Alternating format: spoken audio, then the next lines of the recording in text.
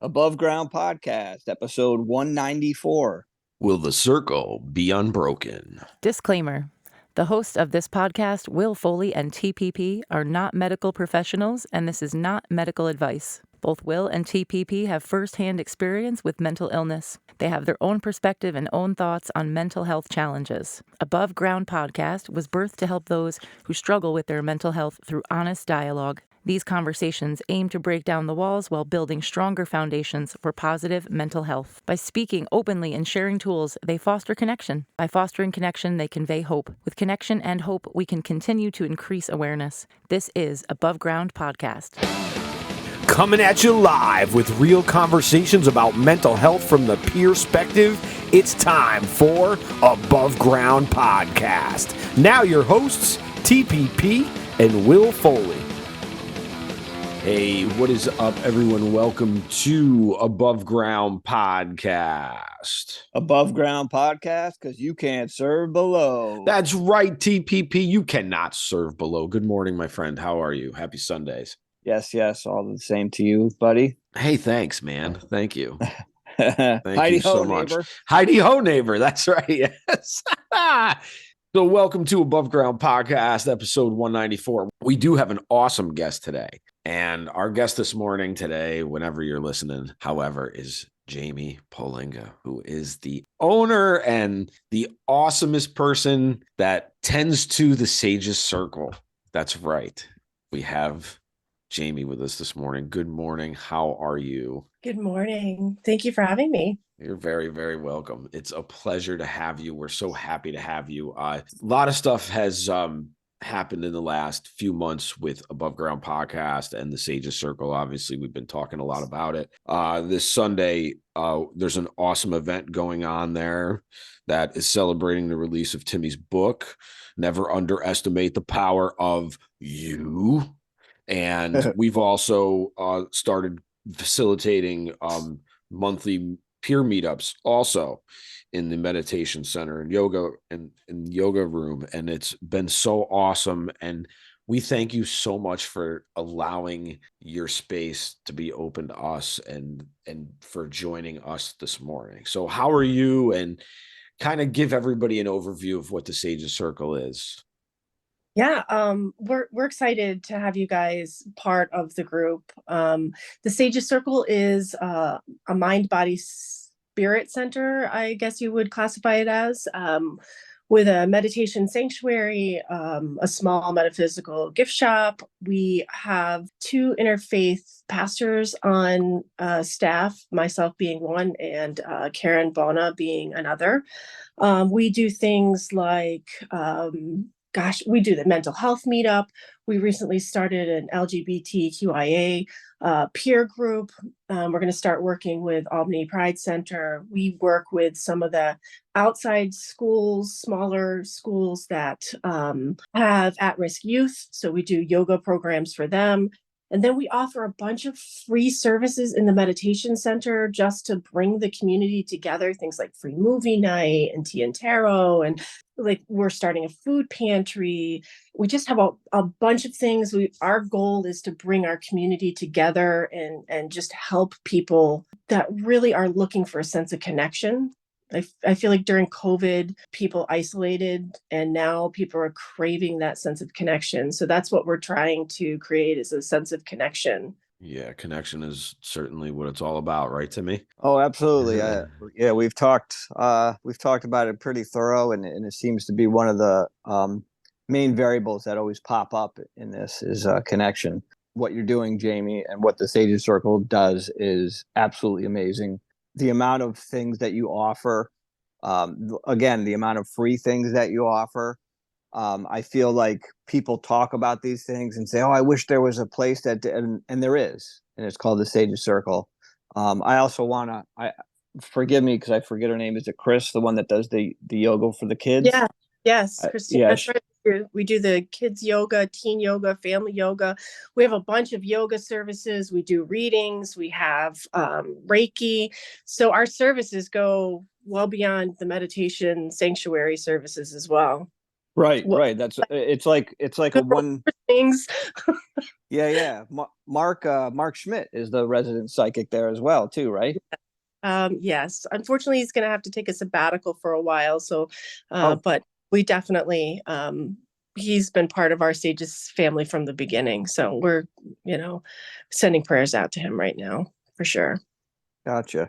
Yeah. So can you kind of let us in on the secret of how this whole thing started, like a little bit of your background and where you come from, and Yeah.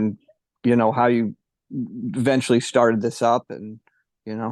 Well, I've always been on a spiritual path since I was young. My grandfather was a Protestant minister.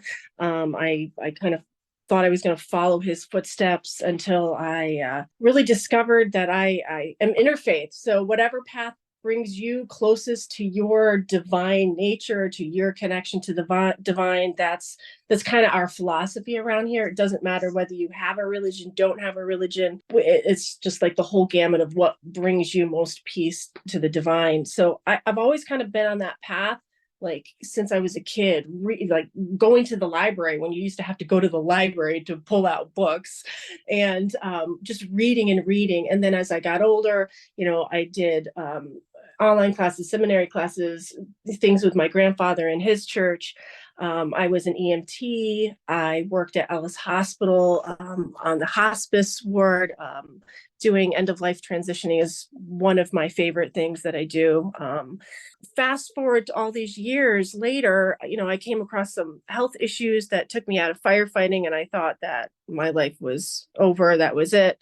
And I spent a lot of time contemplating, reflecting, being really, kind of down in the dumps, because I ended up in a wheelchair for 2 years until I could have some surgery to help. I ended up with a disease that took me out of the fire department. And then I kind of slowly started honing my craft after I had my pity party. Started doing herbalism and natural healing, yoga, meditation, and taking all sorts of classes in that. After my hip replacements, I found a yoga studio that I started going to regularly to try to rehab my hips. You make a really good yoga teacher. And I was like, no, I would not. I'm like, do you see in me? Like, I have hip replacements. She's like, no, that's what the world needs. The world needs somebody that's not perfect doing yoga. So then I started my journey in doing yoga teacher training. And I actually worked in the building where the Sages Circle is at right now as a yoga teacher. It was a gym. And unfortunately, during COVID, the gym closed. They decided that they weren't going to reopen. So the owner of the gym also owns the building and came to me and said, hey, look, we know you do yoga. I was doing little herbal stuff on the side, making salves and things and going to farmers markets just to, make a little extra cash here and there. They're like, we know you got a little business on the side. Do you want to rent this space? So I came in, I looked at the space, and I had one shelf at home of items. And this space is like 2,800 square feet. I'm like, I can't fill this. And then I was like, okay, yeah, let's do this. And at first I thought it was just going to be the shop, and I would teach a few yoga classes, and that would be that. And we realized very quickly in the first year, after we had a couple of yoga classes and a couple of small events, that people were just starving for connection. We opened still kind of when we were contact tracing, wearing masks, checking temperatures through the door. So it was a little risky doing this, but all the time I was like, okay, Spirit, just lead me. Like, if this is where I'm supposed to be and this is what we're supposed to do, let's make this happen. It's just the community aspect of things has just blown up over the last year. We've been open a little over a year and a half. And we quickly realized that, yes, the shop is important. It kind of funds all of the free stuff that we do at the sanctuary. But the sanctuary has become our number one goal because people are just craving being together. I don't want to say desperate for connection, but really, like, people need to connect with other people. We've been locked up in the house. And even beyond that, like, I feel like our generation and younger really, like, our parents, they had church for them. I feel like every Sunday, everybody went to church. The town shut down at 9 a.m. and everybody went to church. So that was like your social connection with people. But nowadays, people are away from the church and the dogma, and I don't want to, by any means, there are a ton of churches out there that do wonderful things, but a lot of people are just not comfortable in a church setting anymore, but yet haven't replaced that sense of community. So they sit at home and they're isolated, even on a good day without COVID. They don't have community members to come to if they're having a problem, or even a lot of people don't even know their neighbors anymore because people just isolate. It used to be, when I grew up, if my mom was sick, my neighbor's mom was giving us dinner. It's not like that anymore. And so that's really what we've been working on and focusing on, is the sense of community and doing things to bring people together. Because it really, when you're sitting at home doing nothing, it really gets to people. It breaks them. It makes people are walking around with like a baseline blah, as I like to call it. So that's what we're trying to really kind of connect with people and help that baseline blah. Isolation breeds desperation. Yeah. I mean, make no mistake, connection is a human need, for sure. Yeah, 100%. Yeah. So that's kind of what we've been working on over the last year. And, we're always open to new